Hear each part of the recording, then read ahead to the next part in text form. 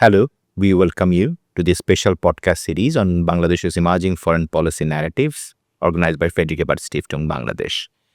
I'm Niloy Ranjan Biswas, today's host, and we are privileged to have Ambassador Mashfee Binte, career foreign service diplomat. Ambassador Mashfee Binte, who has served the Ministry of Foreign Affairs for the last 33 years. She has retired as the rector of the Foreign Service Academy and also with a position of with the appointment of the secretary, and also she was the ambassador of Bangladesh, representing Bangladesh's Ministry of Foreign Affairs, the government of Bangladesh.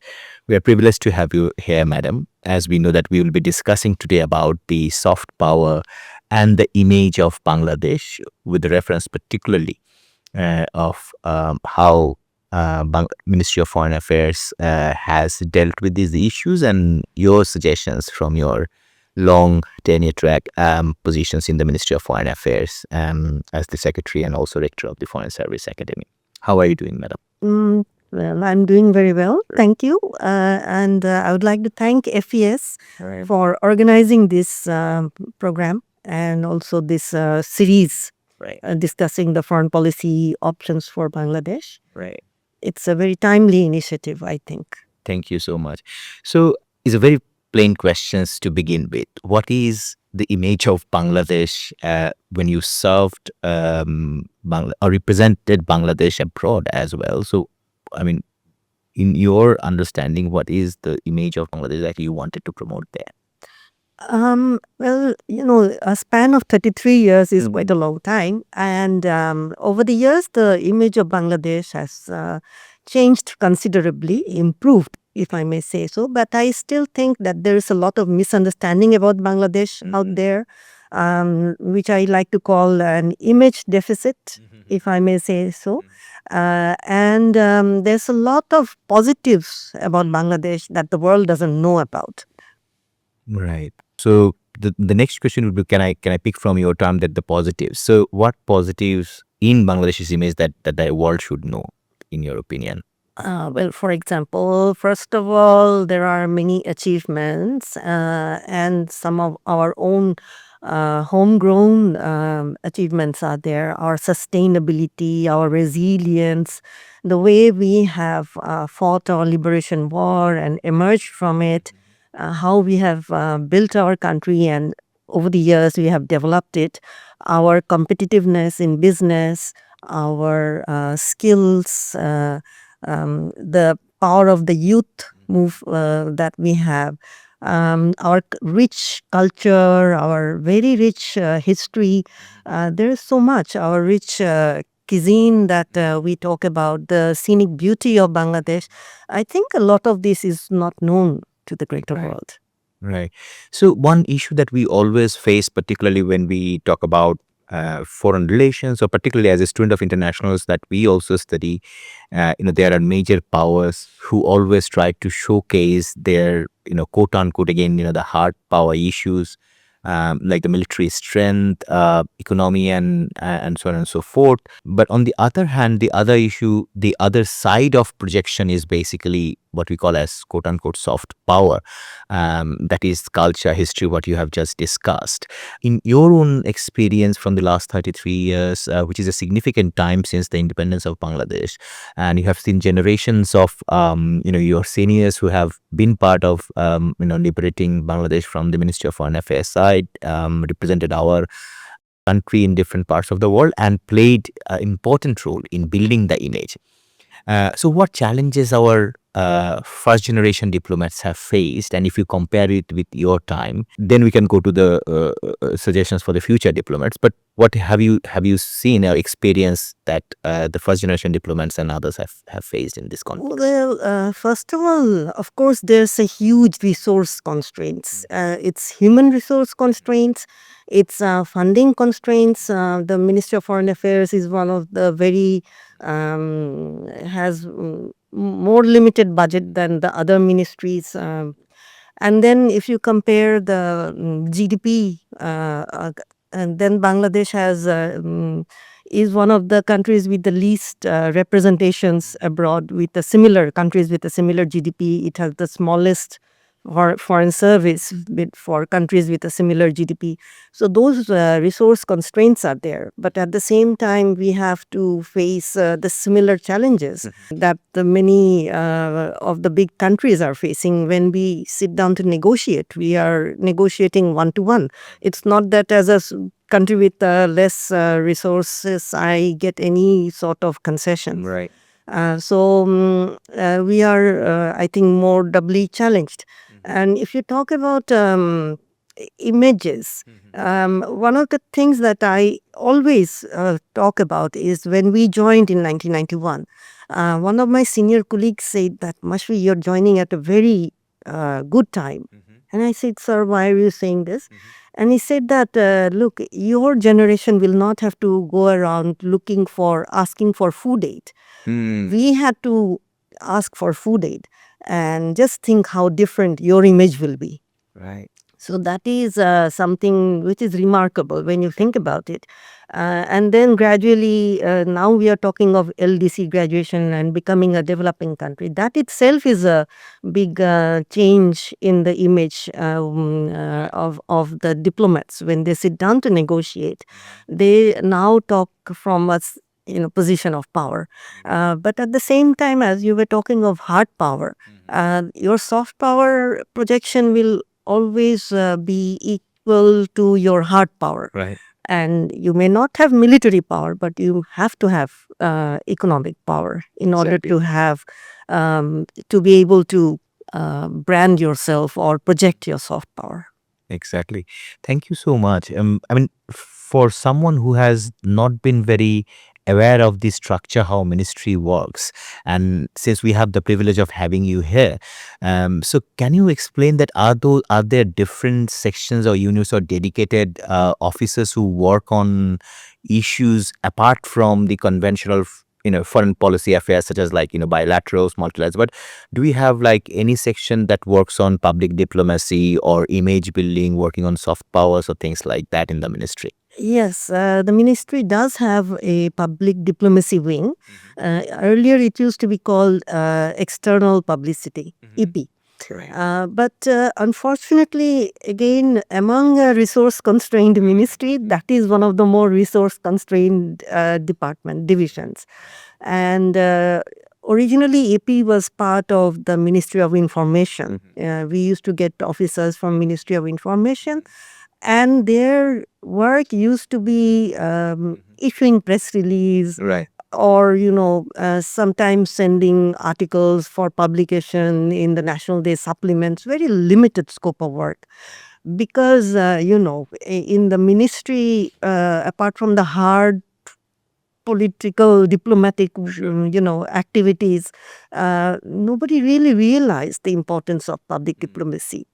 It's only in the very recent years that we started to seriously take a look at this exercise. Right. And we tried to increase our funding for, different kinds of initiatives, like holding cultural programs, arranging art exhibitions, or showcasing food festivals. This realization has come about, but we still have a long way to go.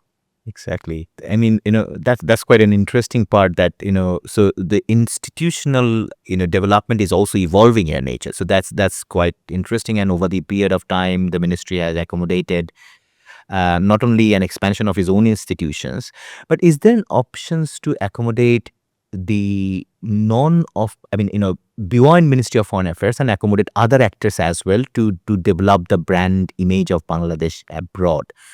So, for example, non-state actors, civil society members, students. We have so many students who are working over there. Have you had any opportunity of experiencing such inclusion of different sectors in the ministry to improve? You have touched upon a very important point, because nowadays, in the world of digital diplomacy and 4IR, we so often see that there are parallel narratives going around, and people seem to prefer the non-government narrative. They believe in the non-government narrative rather than the the official handout that is being given.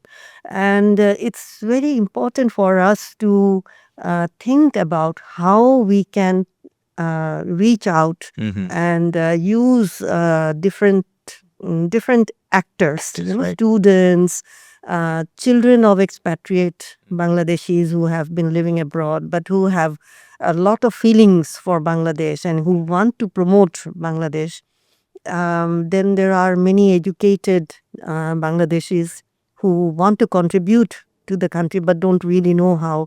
So we can tap into those into that resource, and we can sort of, when the government says something good, it is usually taken as propaganda or as if the government will always say the good things. But when somebody from outside is talking about a good development, it's more or less understood that this is neutral or unbiased. Bias, right? So there is a lot of scope to be used over there. Exactly.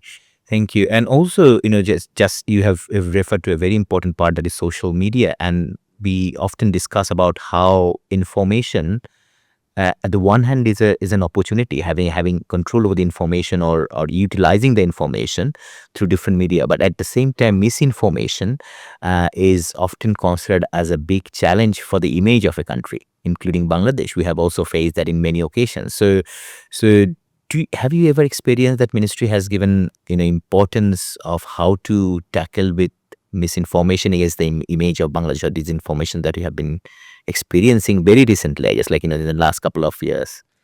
When you talk of misinformation being spread through the social media, when you take up these issues, it's always the response is that they are not violating the rules of that country. Right. So there's nothing they can do about Exactly. it. Somebody sitting in Canada or USA and then talking about Bangladesh, Right. they're not they're not violating the rules of that country. So legally, there's very little we can do about it. Right. But from time to time, the ministry, along with the information ministry, together they have tried to offer a more objective narrative, or try to disseminate the correct information through various channels, not necessarily only through the PD wing, but through the Bangladesh missions abroad, or using the expatriates. But it's a very big challenge, and I think it has not been very successful. It has not been, and also probably like there needs some more strategies, proactive and more proactive strategies to deal with these issues. Can we discuss something about Foreign Service Academy? I believe that you have worked there quite a few years, and I remember as a teacher of the International Relations Department, we had the opportunity to work together to develop a master's program as well. So, how do you evaluate the role of Foreign Service Academy, not only just to train the young foreign service professionals, but also create an impact in the way how they would carry forward the flag of Bangladesh and the image of Bangladesh in abroad, in home and abroad, in both ways? Yeah. Well, the Foreign Service Academy is the training institute. Right. For training we run a compulsory program. It's called a specialized diplomatic training. It's compulsory for all entry-level officers to do it. And for the last 3 years, we have started a master's program with the Dhaka University. It's a professional master's. It's originally it was 1.5 years, but we have now managed to bring it down to 1 year. Right. It's a very successful program, and because we get officers from various backgrounds, engineers, doctors, agriculturists, lawyers. So many of them do not really have the background on IR or diplomacy and the theories. So it's very important for them to learn these basics. So they get the basic training on that, get a basic background for that. One good thing that we have done is we have also opened the Foreign Service Academy for foreign students and foreign diplomats. And we are offering full scholarship. It's a very generous scholarship. And we are offering this scholarship to young diplomats from Africa, Central Asia, South Asia, and we have had good response. And the officers that we have received, I had two batches. They initially, of course, since it was the first time we were doing it, there were some hiccups, but it has been a very good program. I think it's quite successful, and all these young diplomats are going back with extremely good memories and good feelings about Bangladesh. So this is a really good way that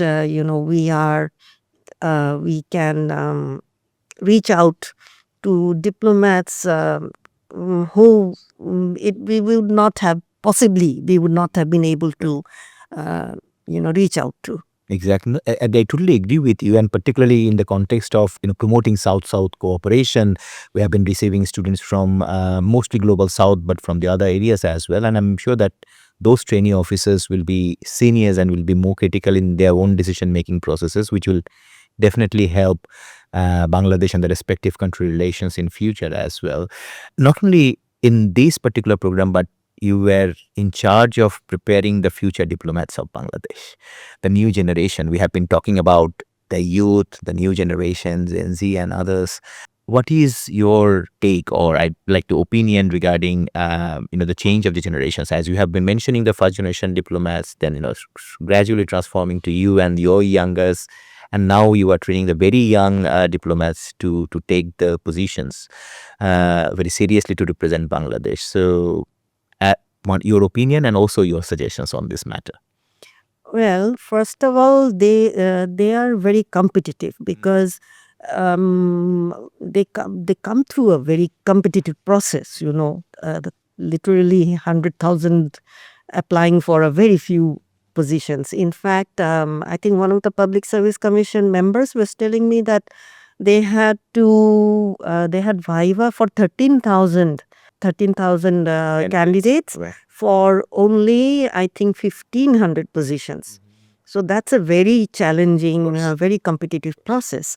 So they are much more alert, they are much more global, they are much more tech savvy, and they tend to take things, they don't fully accept everything that they are taught or everything that we tell them, Right. but they are very sharp and they are very willing to learn, Right. and they have many good ideas also. Exactly. Exactly. And I think, also as we have been talking about the digital world, the cyber world, so this generation obviously is more tech savvy, and as you have just mentioned, and also they would probably like be more interested to utilize this as a tool to promote Bangladesh's image in future.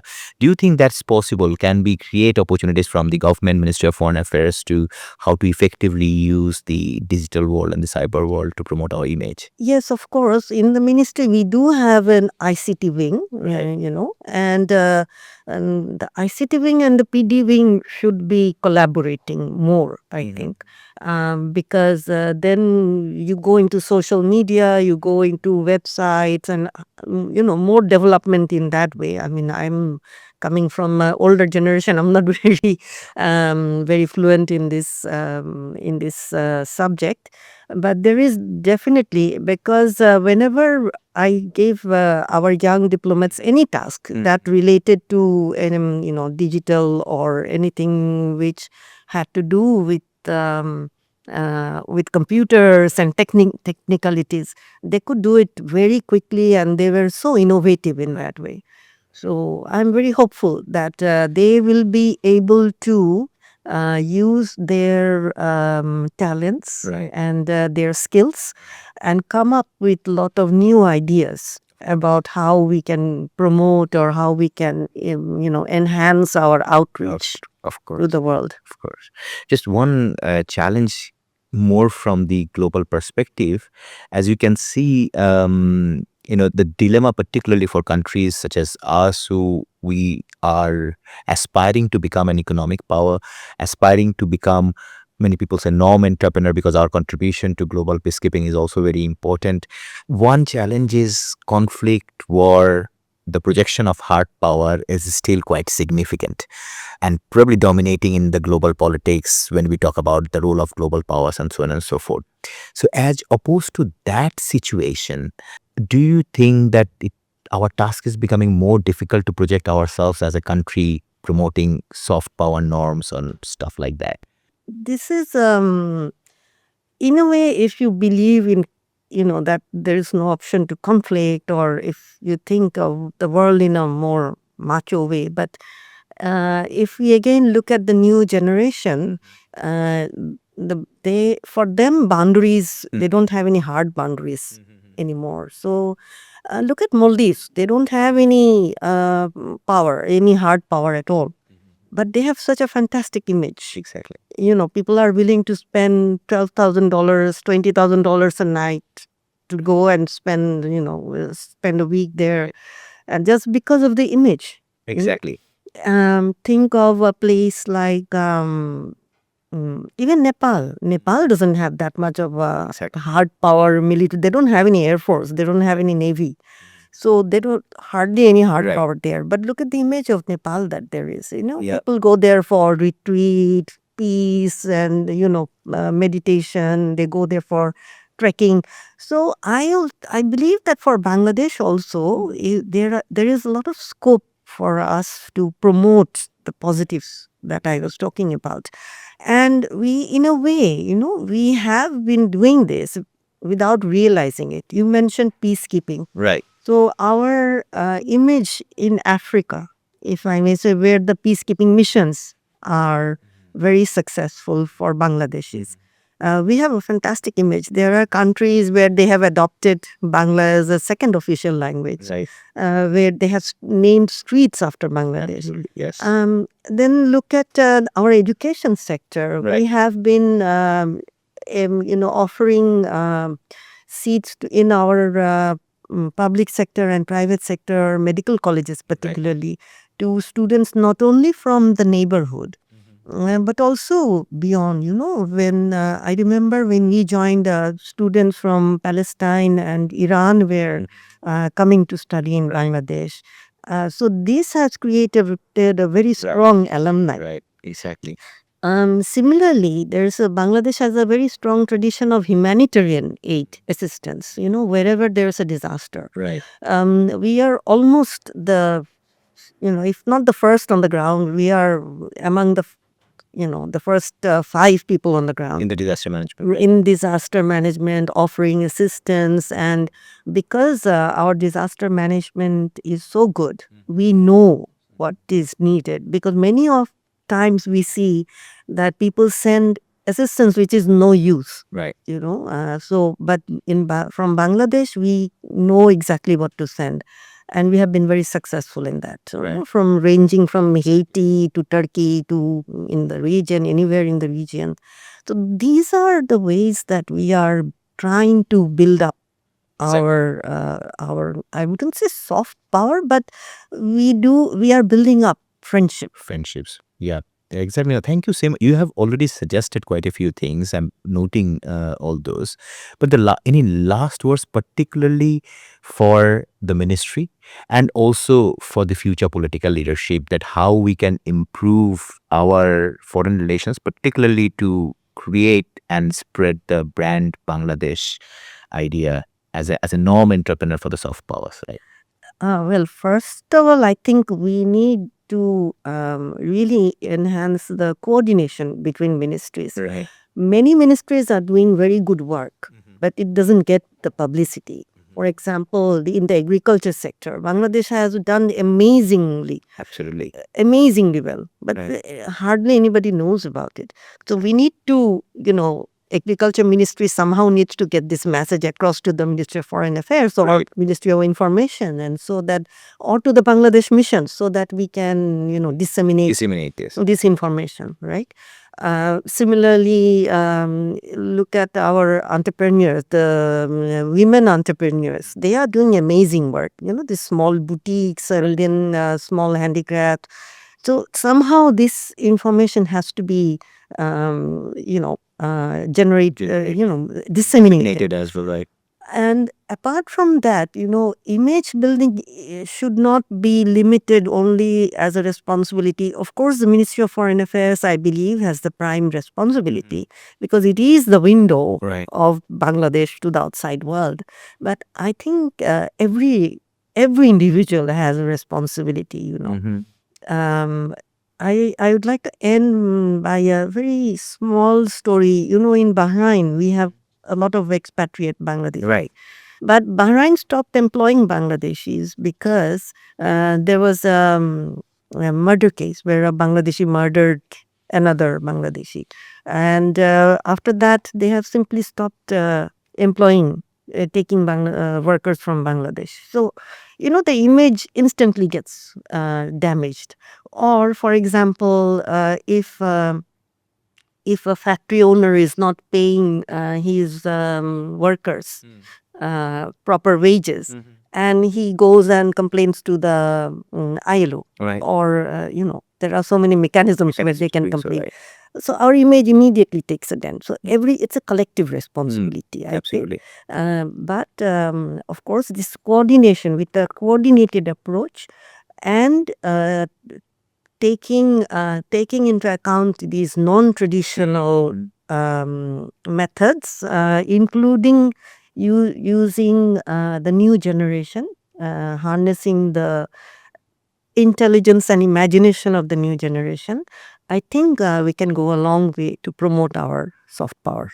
Thank you so much. Thank you so much, Ambassador Mashfee Binte. It's been a great honor to have you today and have this fantastic conversation. I've learned a lot. I'm sure that our viewers have also get very interesting insights regarding some of the discussion that we often do not do regarding our foreign policy. Once again, thank you so much for Thank it. you for having me. Thank you. Thank you. Thank you, viewers. As we have been listening, very interesting and important insights regarding Bangladesh's foreign policy as part of the podcast series, Bangladesh's Emerging Foreign Policy Narratives, organized by Fedike Stiftung Bangladesh. I'm signing off now for the moment. We'll see you again soon. Thank you so much.